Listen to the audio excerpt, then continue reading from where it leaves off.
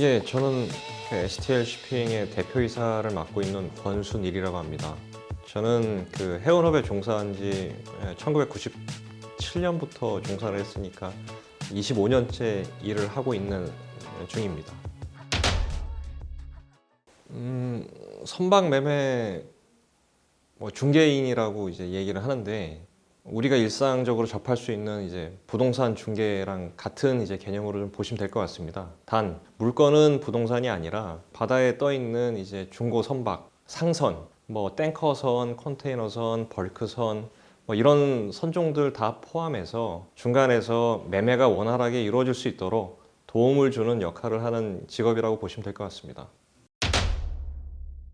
선박 매매 중개인이 되기 위해서는 기본적으로 선박에 대한 지식이 있어야 될 것 같고, 그리고 한쪽은 이제 해외에 바이어가 됐던 셀러가 됐던, 한쪽은 국내에 이런 모양으로 좀 있기 때문에 아무래도 좀 언어적인 능력이 좀 갖추어지면 더 유리하다고 볼 수 있겠습니다.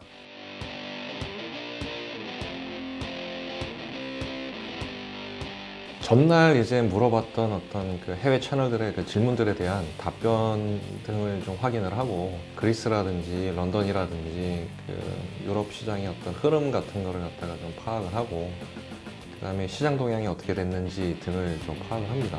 지난주는 관계 자료를 주고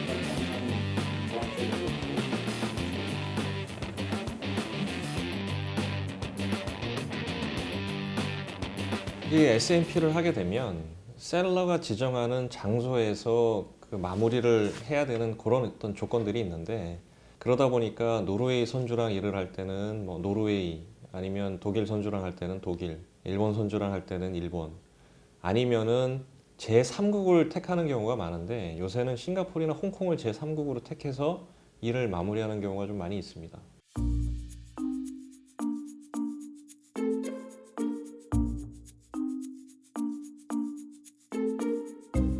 출장 다니면서 선주들 만났을 때 기념품을 받는 경우가 있는데, 그런 것들을 다는 아니고 아주 일부만 그냥 좀 갖다 놓은 그런 겁니다. 배를 보고 그 배를 사도 되는지 이제 판단이 서면, 그때부터 이제 선주와 바이어 사이에 내고를 시작하게 됩니다. 이게 협상이죠. 그런 과정을 거쳐서 계약을 체결하게 되면, 계약금을 갖다가 한 계약서 체결 3일 이내에 지급하는 그런 어떤 절차를 통해서 이후에 한 달이나 2달 정도의 잔금을 지급하고, 그 다음에 배를 통으로 이제 받는 그런 어떤 절차를 진행하게 됩니다. 계약을 하고 한 2, 3개월 뒤에 배를 딜리버리를 하는 그런 어떤 좀 시간상의 차이가 있다 보니까, 계약을 하고 나서 시황이 급격하게 떨어진다거나 아니면 시황이 급격하게 올라간다거나 하면 마지막 딜리버리 할 때 문제가 생길 수 있는 소지가 늘 있습니다. 그래서 100만 불에 산 배가 딜리버리 때 500만 불이 된다. 그러면은 선주 입장에서 굉장히 기분이 좀 안 좋겠죠. 그러면 이제 선주가 딴지를 걸기 시작하고 함으로써 발생할 수 있는 문제. 그 다음에 반대로 배를 내가 500만 불에 샀는데 2, 3개월에 딜리버리 받을 때 100만 불이 됐다. 시황이 폭락을 해서. 이럴 때 바이어가 또 어떻게 또 대처를 해야 되는가에 대한 그런 이제 문제들이 생길 경우가 좀 많이 있습니다.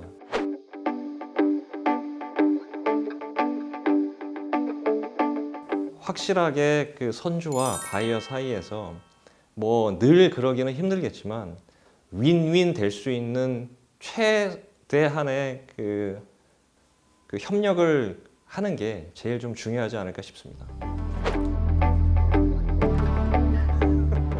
선박 매매 중개인을 목표로 하는 젊은 분들이 계시다 그러면 분명히 이런 부분은 말씀드릴 수 있을 것 같습니다.